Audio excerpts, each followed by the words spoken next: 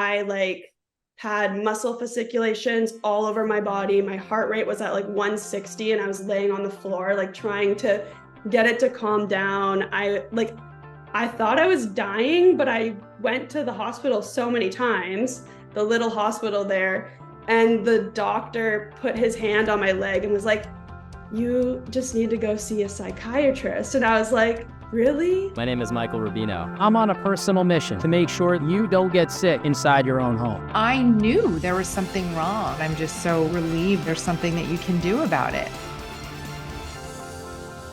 Thank you for joining another episode. I'm your host, Michael Rubino, and today's very special guest is Heidi. Heidi, thank you so much for taking time out of your day to be here with us. Of course. Thanks for having me. So, it's the first question I ask everyone. And what was your run-in with air quality like? And how long did it take for you to connect the dots that air quality is so important to your health? Yeah, I had no idea growing up until I got very sick. And I would say like my story began like very slowly. I think a lot of people that deal with mold, they encounter that same like experience. So I was like doing my undergraduate degree, and when COVID hit, I thought, oh, I'm gonna move to Vancouver Island and be with my friends and live on the island, which is literally a rainforest. So and I already like I did have some weird health stuff going on, but I was functional enough to just ignore it and keep moving on with life. So I moved to Vancouver Island, and things like right away started kind of popping up here and there, but it wasn't like dysfunctional. But as I lived there over the summer, it got more and more weird things started happening, and it was getting harder and harder to like deal with life. But during COVID, it was a little bit like, okay, I didn't have to go into school and like didn't have to do as much physically. So I didn't have to like carry my book bag and like walk to school and do all the walking. And because I was getting tired as I was living there, I was getting more and more fatigued.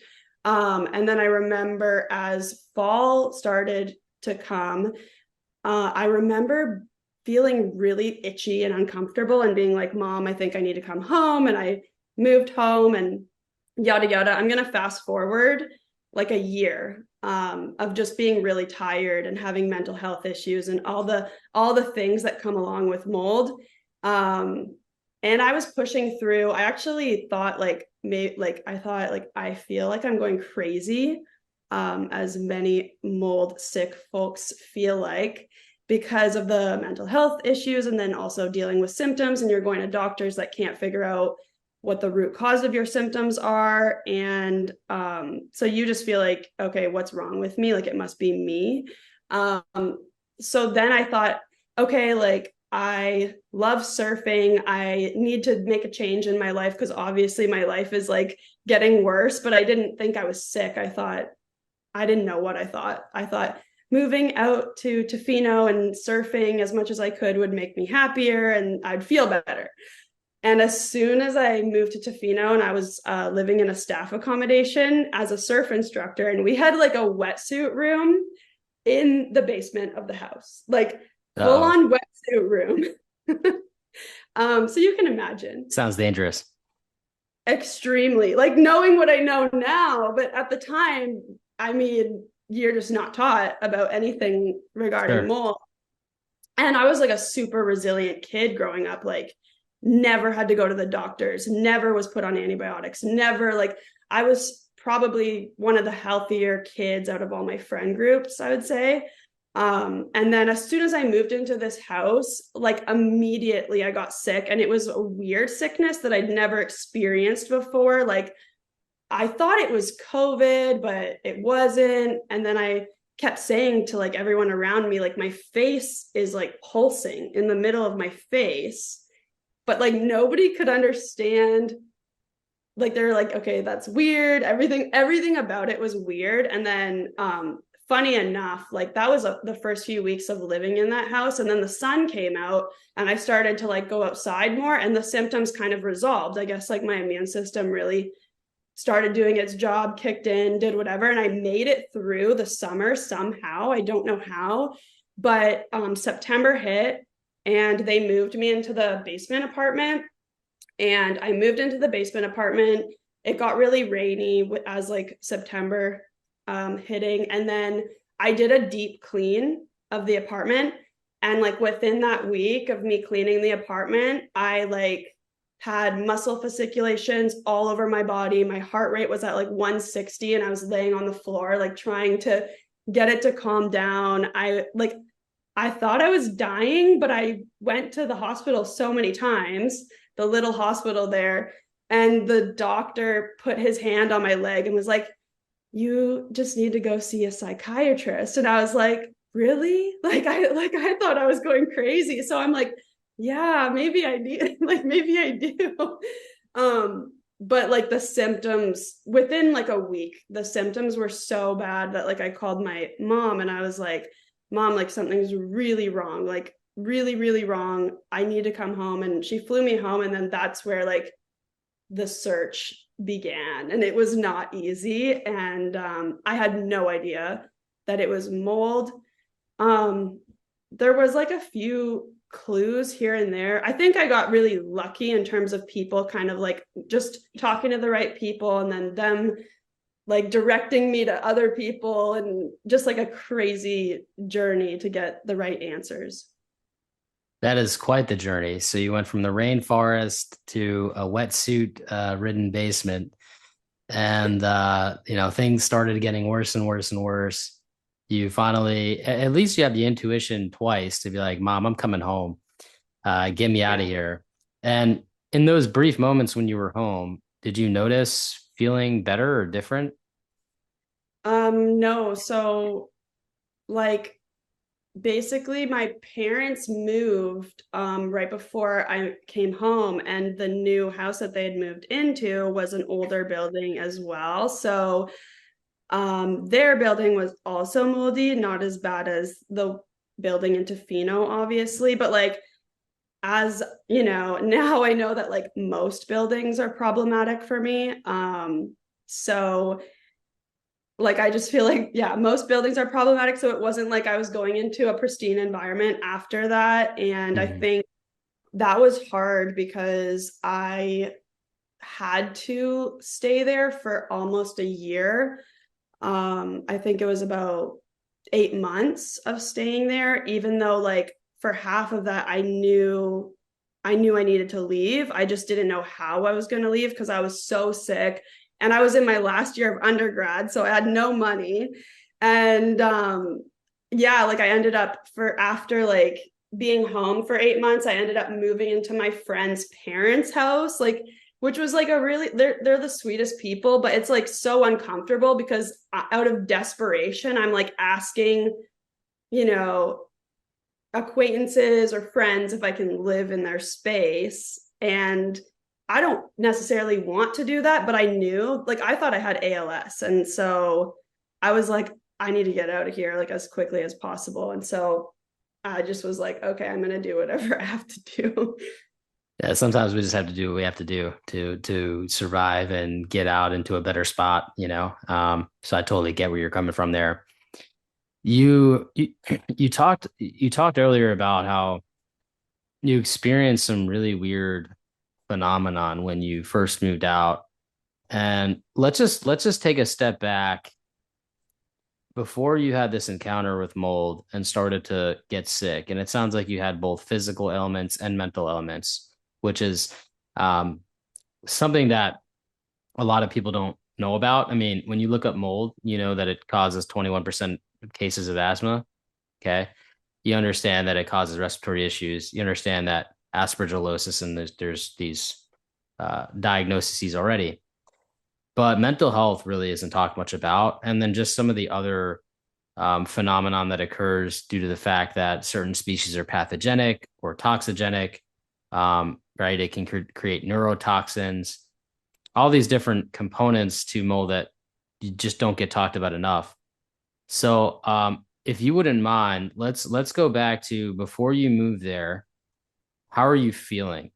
And what's the difference between how you felt before being exposed to these toxic living environments to moving in there? Just to kind of paint that picture a bit. Sure, yeah. Well, also, like, I also want to add that before moving to those moldy buildings, I was living in a staff accommodation, which I don't think was great either. So I already started having some mental health issues come up. And I also think I was like, I had a predisposition to getting sick because I was exposed to Lyme disease. And so my immune system was already fighting a chronic infection that I had no idea about.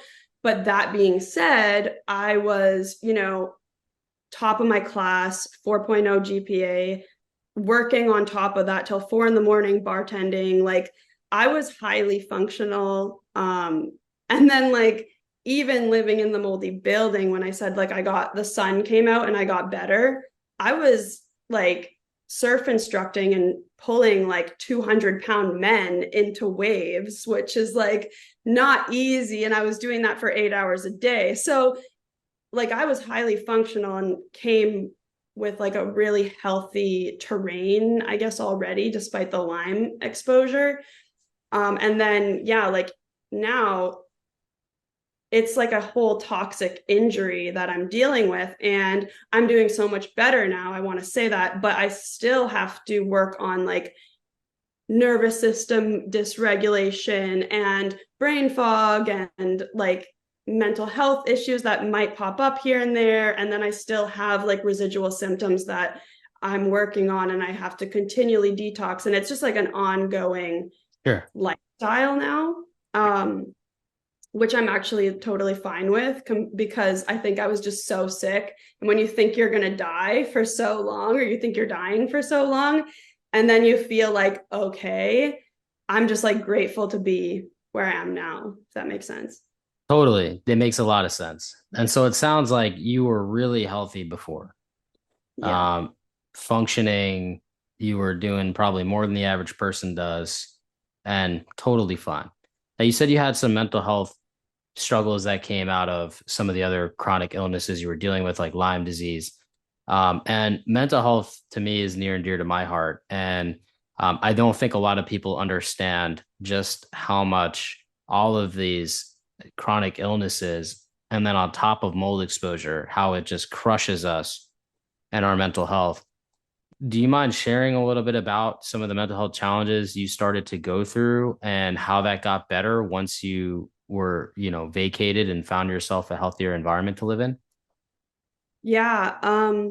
So, like, as I was dealing with all that, and I didn't know I was sick, like, I knew I had like some mental health stuff going on, but I didn't know it was from toxic exposures. And also, like, the mental health challenges didn't make sense to me because growing up, I was a healthy, happy individual. Like I said, I never was on medication, let alone like antibiotics or anything like that. And I remember I was going into my second year of school, and everything felt like overwhelming, like an overwhelming sense of doom. And I was so exhausted.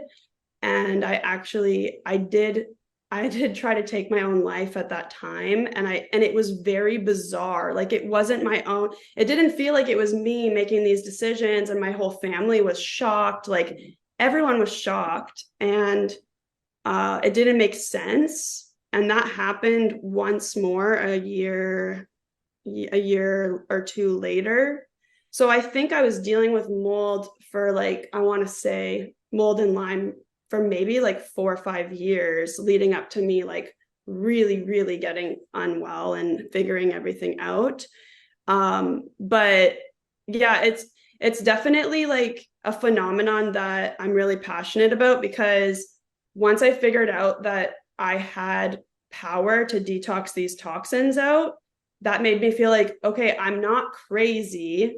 I'm just being poisoned with biotoxins, essentially. And I can fix this. And now, like, my mental health is really stable, and I'm not on any medication like I used to be. And it's just like, I just feel like more people dealing with mental health need to be aware of that. And if more physicians knew about it and could do the proper testing, I think it would just give people a lot more power and a lot more hope.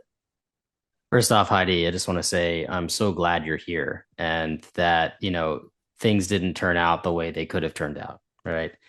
I have this theory that if I walk through any mental institution on the planet, and we tested these people's homes, we probably would find some interesting insight. Obviously, we see a lot of cases propping up with neurotoxins and the effect that it has on mental health. So no, you're not crazy, and you already know that because you feel better since you're out of it, right? But unfortunately, a lot of people are in the position you were not too long ago, right? And they're dealing with anxiety and extreme depression, and they have no idea why.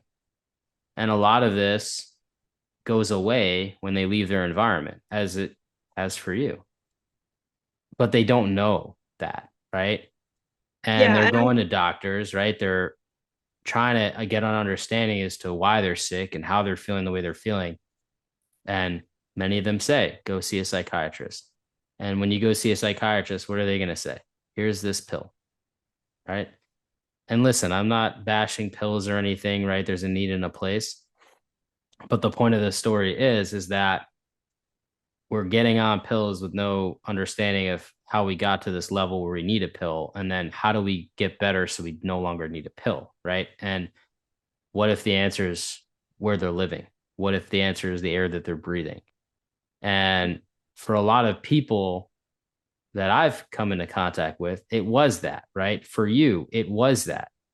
So you mentioned that now you're feeling so much better, both physically and mentally. You're off your medications, right? This is amazing. Mhm. And that's so exciting to hear. And how quickly did all this transpire? I mean, from once you connected the dots, how long did it take for you to, connect these dots, get out of there, and start the healing process to where you are today? Um, yeah, it definitely wasn't easy. It wasn't for me. Like I know for a lot of people, I think Dr. Jill Krista said it's 50% of people, they leave the moldy home and they get better. For me, I was not that 50%. I think because the exposure was just too big and the duration living there was too long. So it was not an easy journey. As soon as I moved, like I moved out of mold and I was on like the perfect protocol. I had a really amazing doctor. I was doing everything right, but I was actually getting worse. And when I moved out, I started like the intranasal antifungals and the oral antifungals, and I had black mucus coming out of my sinuses. So I had aspergillosis in my sinuses. Like it was terrifying. And I went to the Emerge like so many times. They didn't do anything, nothing. I went to Not the even Emerge. with the black stuff, they didn't find that intriguing. Nope. I told them to send it in for testing, but when you test fungus, it's really hard to, I guess, get a sample to grow and it's coming out of like a biofilm. I'm not really sure why, but nothing came back, even though it was black. Like you could look at it and it was tar black. I have photos. And I remember Well, I went do you know what to, they tested for? Because I've seen some really crazy stuff on the medical side. Um, there was an autopsy for Brittany Murphy. I was on Vice TV, interviewed about it. I had to look at all the autopsy reports and develop some conclusions. And they didn't test for normal molds that you would find in water damage environments. Like right. they tested more for yeast, like Candida, as an example. Yeah, And which they would tested not, in the wrong places too on the autopsy report, which isn't relevant to this conversation, but like, did they even test for, Stachybotrys or Aspergillus or Penicillium or anything that would typically be found in a water damage environment? nope. I had to pay a private doctor and drive down to Michigan to go to a LabCorp in the state. I'm Canadian, to go to a LabCorp, and I got all the IgEs, all the IgGs for all the different molds that I could. and it lit up like a Christmas tree. All my shoemaker labs were sky high, which are mold specific, like inflammatory markers. My urine mycotoxin report had ochratoxin A literally off the charts in hundreds. I think anything over 7 is too high. So I had so many data points from reputable labs, like, not just boutique labs. Mm-hmm. And I brought this binder full of lab work to the ENT in Canada. Okay. I had a CT scan done and there was total opacification in my sinuses. It was awful.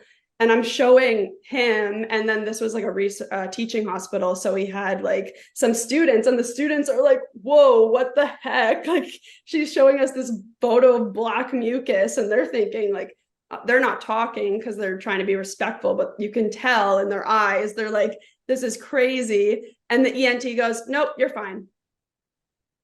Yeah. Wow. Yeah.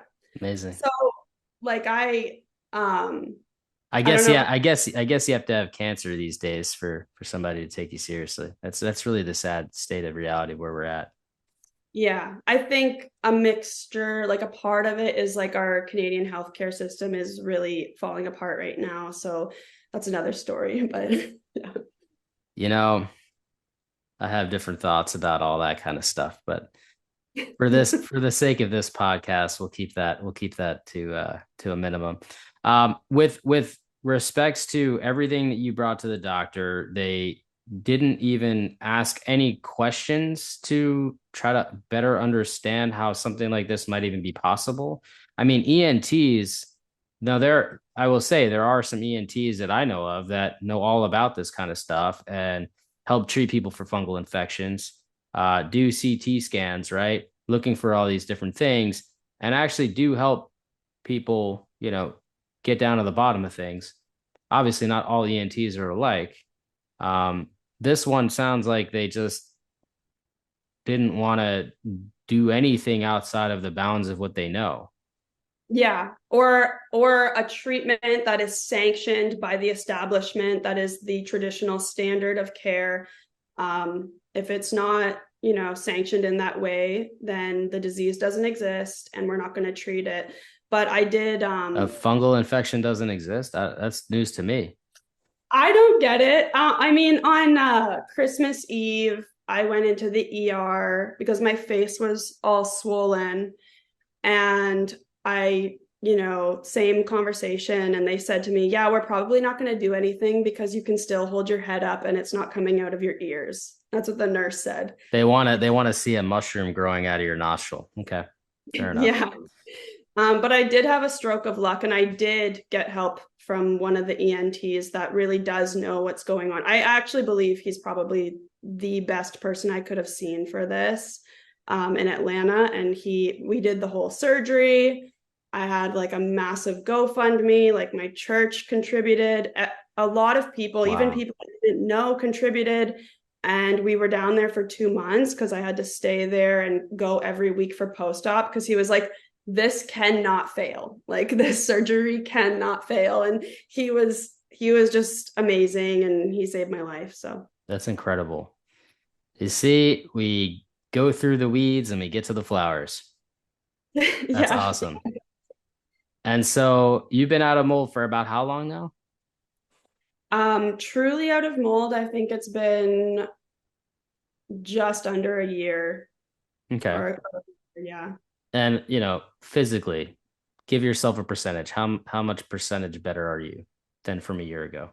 I would say 80%. I mean, I can exercise. I'm working full time. I'm taking pre-med courses on top of working full time. I can cook my own meals. I can, drive. These are all things like I couldn't do before. Like, I was just sitting in a dark room by myself because the light would bother me, the noise would bother me. My whole body was throbbing. Like, it's a complete miracle to me where I am now. I truly didn't know if I had a future. So I didn't let myself like dream of a future during that time period, because I didn't know, like, do I even have a future to dream about? Look at you now. You are kicking butt. And Yeah. look, it's easy to be in that mindset where it's like 80%, I still have 20% left, right? From a mental perspective, it's how we interpret this. And 80% to me is you were at 0% better. You're at 80%. That is remarkable. I hope that you are celebrating that. And, I know that you still have some work to do to get that other 20%, and it'll get there, right? And if you're 80% better, things are heading in the right direction. And that's what's the most important part. Yeah. Nothing gets done overnight. How are you mentally? So from a year ago to now, percentage wise, better mentally, how do you feel? Geez, I would say probably 80% as well, maybe 90%. It just like I know I have to be super self-aware, and I am super self-aware that like if I just had a really long day, then my mental capacity is, not as full as it would be if I'm like fresh and had a great night's sleep and all these things. So I have to gauge everything and also be self-aware that like, okay, I can't handle like something crazy right now because I'm exhausted. So Yeah. it's just, You'll get back to that text message tomorrow. exactly. And I think we're all kind of like that to a degree. Totally. Yeah, I mean, look, we're all human beings. And at the end of the day, like I have just like anybody else, mental health struggles where I have to stop and think, how should I assess the situation? I find myself a bit of an empath, where I could kind of feel other people's pain and emotions, and that wears on my energy, right? And it is what it is. That's just who I am. I can't change it, nor do I want to. I think it's a beautiful thing in most cases. But you have to have that self-awareness, like you said, to be like, okay, I am at my capacity for today. I am drained. We'll have to pick this up problem up and help solve it tomorrow. Tomorrow's a new day. And just like you said, sleep and the way we eat and obviously the air we're breathing, right? So important. But that's kind of how we refresh and renew. So I totally hear you, and I think that is a very sound strategy of how you kind of deal with these things, looking at it from that awareness of what's my capacity for the day, and maybe it's time to shut off for a little bit and relax and unwind. For sure. Yeah, I think that's something like we all have to do as humans is Mhm. take care of ourselves.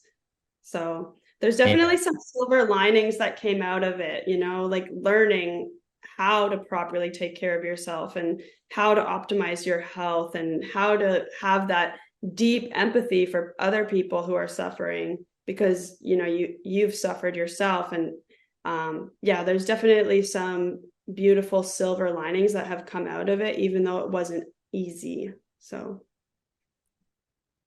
Totally. The when we talk about some of these silver linings, so I know we're gonna get into good pastures and all the things we've learned, and I just want to help people unpack. Um, there may be people listening right now.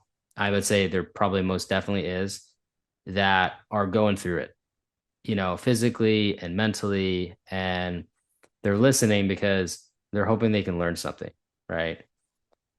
And one of the things that I think you can give a gift for is sharing people some of the strategies that you have worked with when you were not feeling your best. How did you, what are some things that you did to give you strength to see that next day through, to push forward, and to realize that, life is worth living, and honestly, we can get better.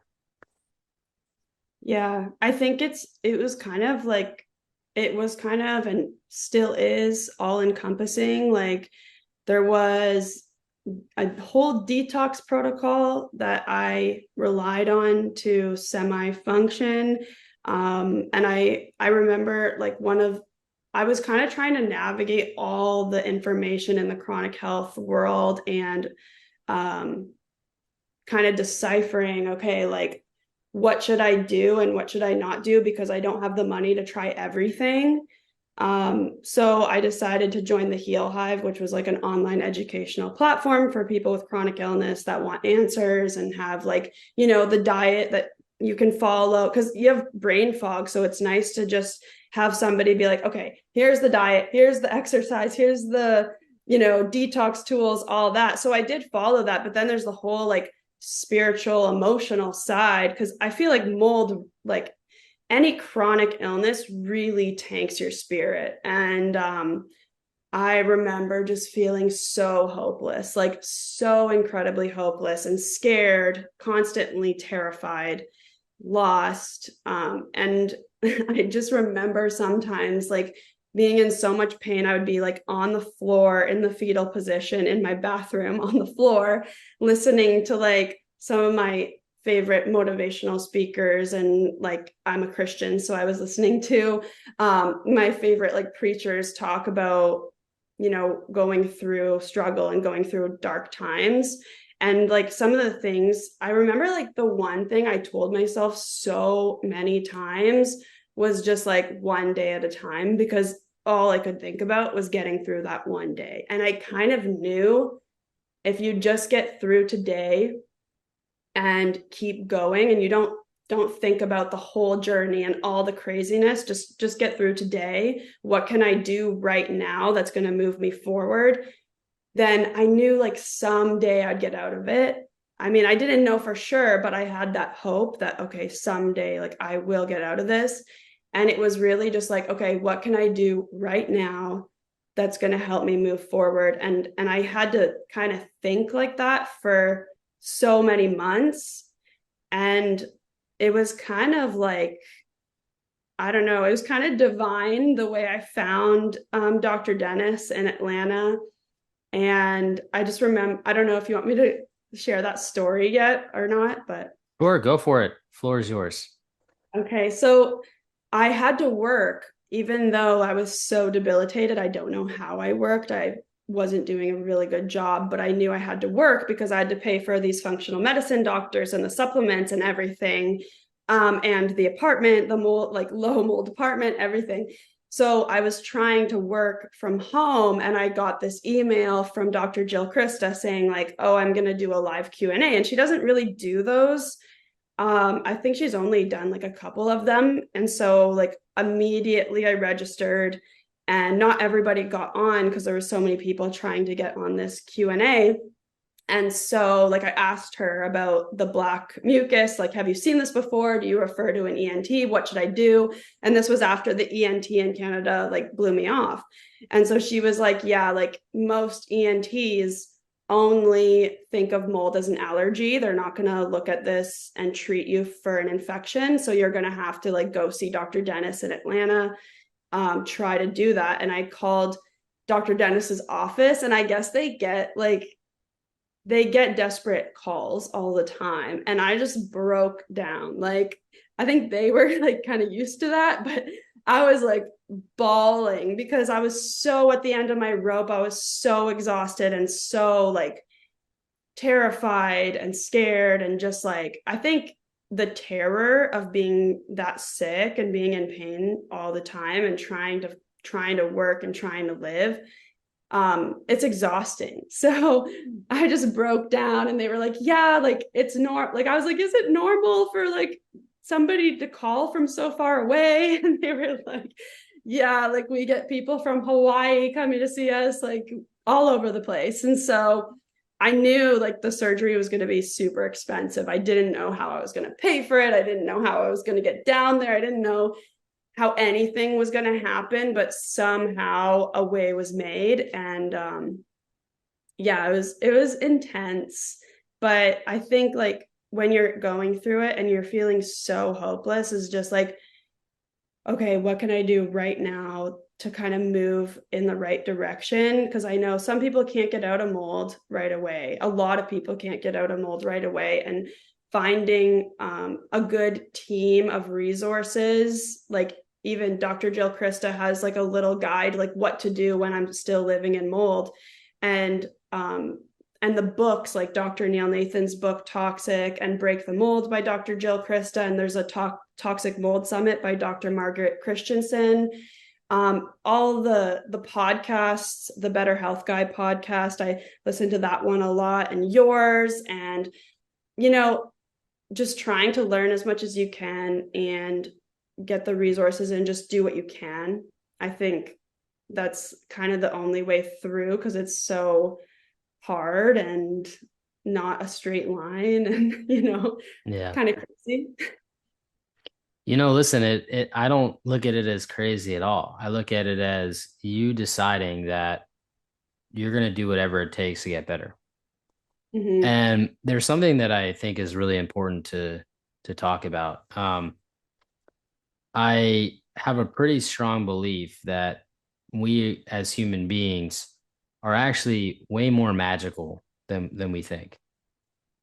You said something earlier. You were like, I didn't know how I was going to pay for it. I didn't know how I was going to do it. But I just knew that I needed to, right? Mm-hmm. And at that moment, you made a decision that you're going for it, right? And all the nuances and the details, while they may matter in the grand scheme of things, at that exact moment when you made that decision, they didn't matter at all. You just said, I'm doing this. I don't know how. I don't need to know how. I'm just doing it. Mm-hmm. And what happened? You freaking did it. Yeah. You did it, right? Yeah. That's the thing about human beings, that we don't give ourselves enough credit. When we say we're doing something, when we make that decision, when we jump all in, we don't need to know how. We just need to know that we are. And everything else falls into place. And we can call it divine. We can call it fate. We can call it the universe answering our prayers.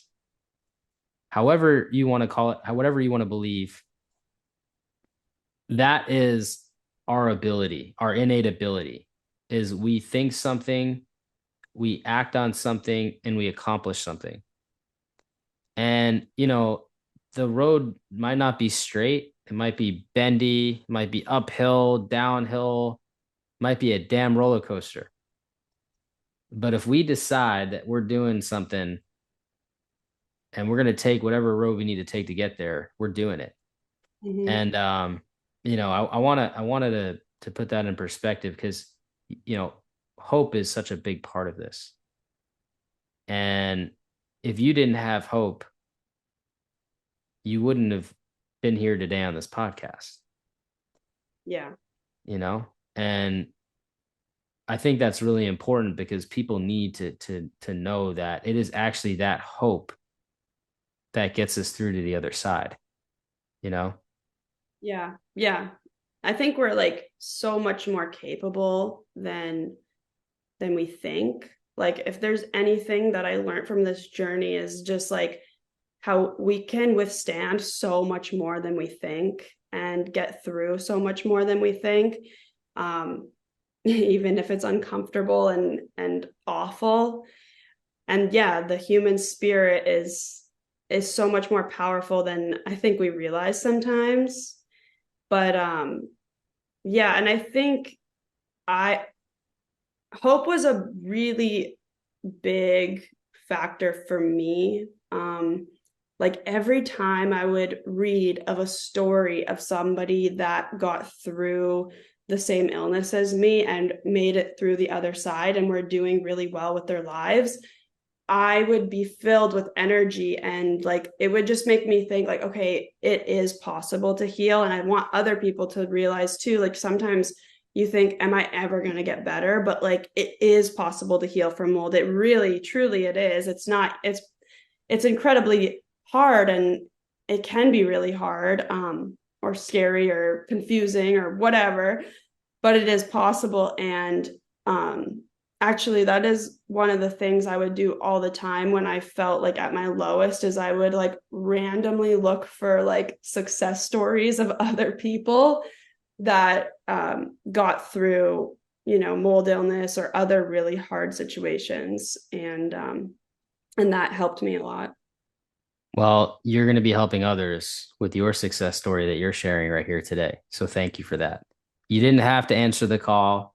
You could have just not responded, let it fly under the radar, not put yourself out there. Um, but you did because you're brave and courageous, and you know that your story and sharing your story makes a difference because other people are going through it. And I think one of the other things about this podcast, which is why I do this, and it's probably the number one reason, we have a massive systemic issue globally with indoor air quality that is affecting the health of, I can't even quantify the number. And Mhm. with that being said, so many, when I say so many, I mean in the 90 percentile of individuals suffering have no idea. Yep. Doctors, a large percentage of doctors have no idea. I don't blame them. This isn't taught in medical school. And so we get into this situation where what you went through, it would be considered a medical mystery, right? Yeah. And what do we think about medical mysteries? Well, we think that they're rare. It's not rare. This is You know, not rare, not rare no, at all. You know how many people I talk to every day? I I can't mean, imagine. listen, I know that would be a biased statement because this is what I do for a living, but I'm not talking to four people. I'm talking to thousands of people, Hmm. Yeah. thousands of people, and it increases every single year, right? Mhm. It, That are neglected by the medical community. And again, I agree with you. It's not really their fault. They have no idea about it. They're not taught about it. But I do find it strange that, the science is there. Like, you read agriculture studies and their digestive systems fall apart. They go manic and crazy, and the science is there, but we're not teaching it or putting it into practice. So well, yeah, I got my own thoughts on that too, but yeah, sorry, another rabbit hole. I think the bottom line of the situation is the science is there, it's disconnected, right? Yeah, It's disconnected, right? So that science is for the agricultural industry. And the yeah, agricultural industry isn't talking to doctors, right? yeah. It's just not happening. It's kind of like when you go to a government agency and you bring all your paperwork, you're like, here we go. And they're like, no, you have to go to that department first. Yeah, And then yeah. like that department is just one person over there. And you're just like, I don't know, can you just have her look at it real quick and just get me what I need to get so I can get out of here? No, no, no. Take a number, wait in line for that department first. Like the left hand never talks to the right hand, right? And so you get Uh-huh. into a situation where, yeah, we have all these things, right? But there's no communication back and forth. Heck, perfect example. EPA tells you don't use bleach, right? Because the EPA's website's more modernized and they know that bleach doesn't work. But the CDC still has on their website use bleach. Okay. Right. That is one prime example of the left hand not communicating with the right hand. Now, it's Yeah. not to say that the CDC doesn't know that they shouldn't use bleach. I'm sure they do. But the website never got updated, right? It's not a priority for them. Why is it not a priority? Because they don't really believe that this is a massive problem because they're just not aware. You know Mm-hmm. why they're not aware? Because people aren't aware. Because our government responds to what people want. And if people don't know and then people aren't demanding change, then change will never happen. Yeah. And I do think that awareness is growing. I don't know if it's because I'm in this world now and I'm interested in it, so I see it everywhere, but I hope that there is a more awareness happening, and that more people are becoming aware of it as, like, taking a responsibility for your own health grows. That whole idea is growing, and I think, everything's connected. So hopefully eventually, like, it will be mainstream to really care about air quality. It will. It will. But it won't happen on its own. It's only happening because we are all the people that are aware. We For sure. are sharing. We are speaking out. We are telling our friends and family, hey, this is important.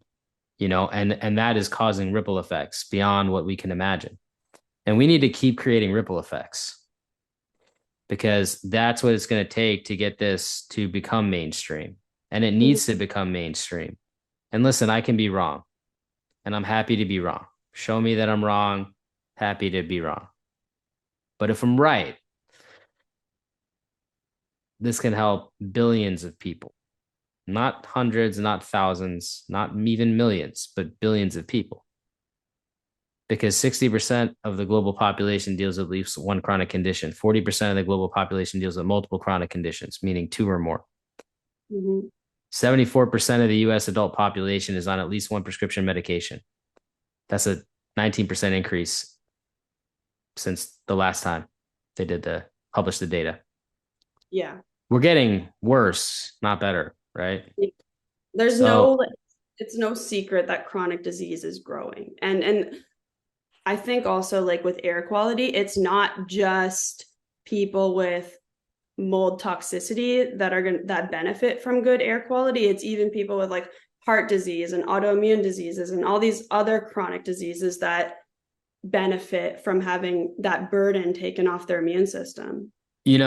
These are conservative numbers here, but every 5 years, chronic illness grows by 7 to 8 million people. And that's 7 to 8 million people that are going to the doctor and saying, I don't feel quite right. So there has to be a margin of error in that number. Not to mention, since that number is published, that means it's conservative anyhow.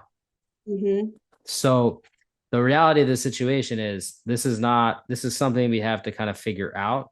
And as you said, just by moving your environment, you're 80% better, 80 to 90% better, right? Physically and mentally. Yeah. Even people like when I went down the Lyme disease hole, I talked to so many people with Lyme, and every single one of them benefits from not living in a moldy environment. Like, it's just every chronic disease benefits from having clean air. You have a better chance of like improving where you are currently. Isn't that interesting? Because, I'm constantly looking at medical journals, and then I constantly look at what people say about said medical journals. And there's all this correlation between fungal infections, mold, mycotoxins, chronic illness, symptoms being exacerbated, right? And then you just talk to people who are living in it, how their Lyme symptoms are severe at home, but when they go away on vacation or somewhere else, they get better. I would say it's time we took a look at that. Yeah, I mean, any research being done in this area is beneficial. I think we need more of it. But again, it is hard to do research on mold toxicity because you can't put a known carcinogen in a human being to study them. So that's true. And listen, my animal lovers, don't shoot the messenger here. But do you know how we test pretty much anything on this planet? We test them in lab rats. Right. I'm just saying. Yeah, true that. No, it definitely, like, we definitely need to be doing research in this field. And I think partly why there's like a lack of awareness. I mean, there's like many reasons, but I think one of them is that mold is so insidious and hard to pin down and test for. It's like, you test your IgEs and they come back, but they're like, oh, well, that's just allergies. And there's no like perfect test for mold toxicity. There's all these like arguments and debate on all the different tests. So I like what Dr. Jill Krista says about how like it's all data points. So as much testing as you can get is helpful, but there's not one perfect test that's going to be like, ding, ding, ding, like you're positive. I wanna read you the definition of allergy. This is thanks to Oxford Languages. An allergy is a damaging immune response by the body to a substance, especially pollen, fur, a particular food, or dust, to which it has become hypersensitive. That's an allergy. And So we, it's a immune oh, response reaction yeah, to it's just something allergies. to which we have become hypersensitive. Okay. So could mold be an allergy? Sure. Absolutely. Can damage your immune system, can express an immune response, and you could become hypersensitive to it. 100%. They use the word dust in the definition. Mhm. Well, based upon what I see in people's homes, the most opportune way for people to get exposed to mold is via the dust, right? Mhm. Because mold typically is going to travel 3 to 6 feet from its source point.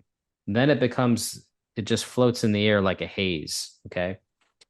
Then it attaches to dust particles and becomes part of our dust.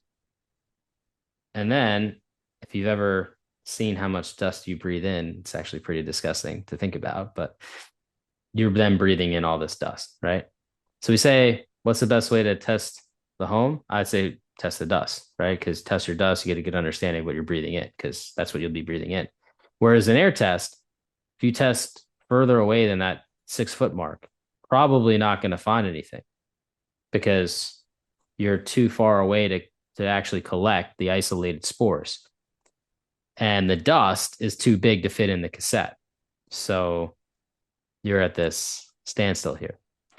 Now, with respects to the body, you know, I think we're at this inflection point here where we have these tools like mycotoxin analysis, right? Yeah. And when people don't understand tools because they're new, what ends up happening is the experts in that field that use tools will poo poo on that tool because they don't really understand it, right? And they'll try to say all the reasons why they don't think it's a valid tool because it's easier to do that for them to learn a new trick, right? Now, we saw this with MSQ PCR technology in the home, right? Everybody's like, no, no, no, that is nonsense. All the experts, right? Because why? Because they've been doing air tests for 20 years and they don't want to do anything else besides that, even though there's new technology. So we saw the same thing with mycotoxin urine analysis. Well, urine analysis is not that accurate.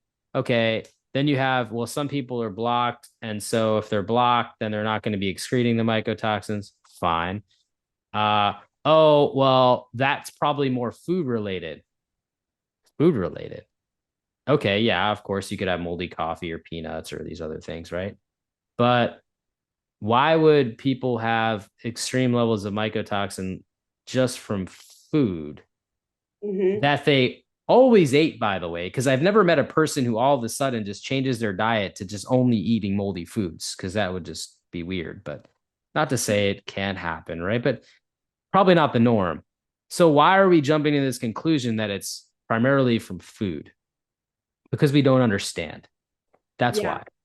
And it's okay to be an expert in things and not understand something. Sometimes I go to people's homes and there'll be something weird with the HVAC, right? And I'm not an HVAC expert, but I'll know enough to know something isn't right with it.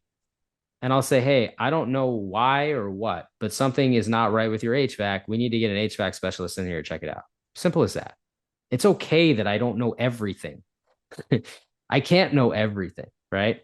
But that's why we kind of depend on one another. So when these tests come out, why not call the lab and say, hey, tell me more about this test. I'm a practitioner, I'm a doctor, I'm an academia. I want to understand a little more about what this does, what it could do.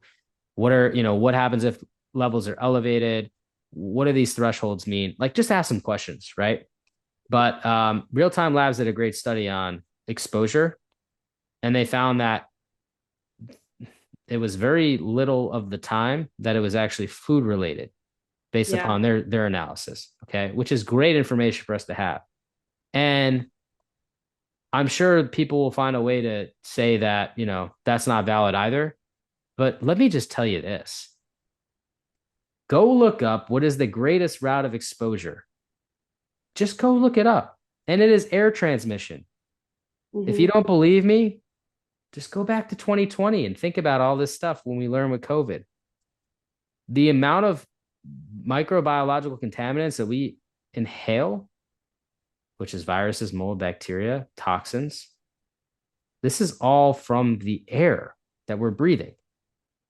And so it just makes me so I don't know, frustrated, I should say, because it's like the obvious is there. These are highly intelligent people just refusing to connect dots Hmm. that could easily be connected. Yeah. No, that was beautifully put. I share that frustration, and I can say when I was suffering and knew exactly what needed to happen, I knew what drugs I needed to be put on, what needed to happen, everything, and the doctors just, I don't know why, but they just literally ignored the evidence right in front of them. And there's a part of it that like I don't understand, and I don't think I will ever understand. I think there's a part of it that's arrogance. I think there's a part of it that's I don't know, but there was a lot of moments where I'm like, this doesn't make sense, why you're not even asking, like, asking yourself, this is interesting, like, why is this happening, why is this person sick, you know? I did also, to like add on to that, like I brought all the labs and everything, the mycotoxin urine report, everything to an infectious disease doctor also.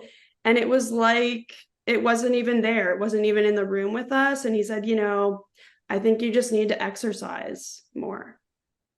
So, you know, and I'm having muscle fasciculations all over my body that you can see. So there is a part of it that's just very weird. And I don't know what the motive is. But yeah, I agree with everything you said. You know, for as long as for as long as medical school is, to hear some of the things that come out of certain doctors' mouths is just mind blowing.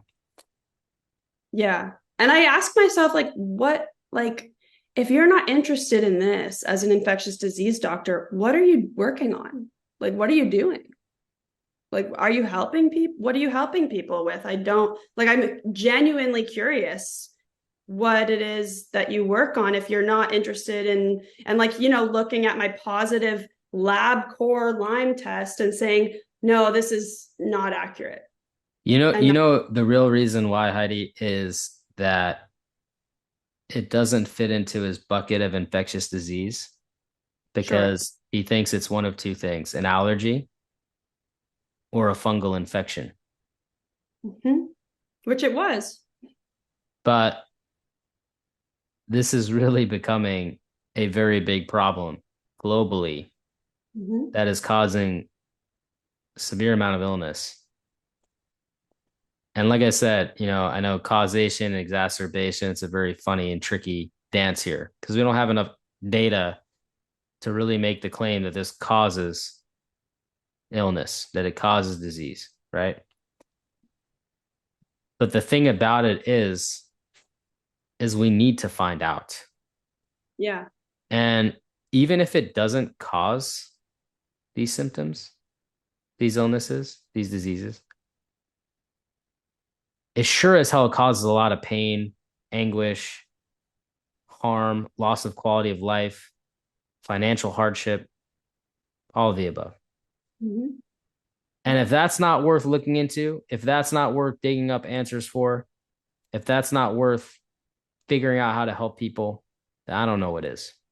Mm-hmm. I agree. And I think eventually, like, the problem is so big that folks will, it won't be an ignorable problem in our world, because there's a lot of people suffering. Like you said, so many people talking to you. Like, after my surgery, I think I had like 4 other people connect with me and go see the same doctor that I did. So I'm not the only one with these infections. And they, like, you know, you Google it and it says, oh, this infection is so rare. It's like, okay, well, then why am I talking to so many people that have the same thing as me going on? If it's so rare, I'm confused. So, Yeah, I don't know. Maybe I should play the lottery because everyone is so rare around me. yeah, exactly. I'm so lucky. Yeah. Um, Listen, this has been amazing, Heidi. I really want to thank you so much for taking the time out of your day. I'm sure there's a million and one things you could be doing, but you're here and you're here with us and you're sharing your story, amplifying your message, and making sure that other people hear your voice. And when we're in dark places, you said it, you found things to listen to give you that hope. You look for success stories to watch people get to the other side. You are another success story. You are on the other side. You're still on the journey, but you are through your darkest times. And there's nothing but sunshine and rainbows ahead. So I I hope want to I so. want to thank you for being here and helping provide some of that light onto others. Yeah, thank you so much for the opportunity and building awareness. I think it's really important and I really appreciate it. It is a tough job, but I'll tell you, we're in the past 11 years, I've seen so much more awareness happen. I've seen people that have suffered for many, many years. They're suffering less because they're finding answers faster. Mhm. And I'm just so grateful for that. And if I can play any part in this, I just have to. Yeah.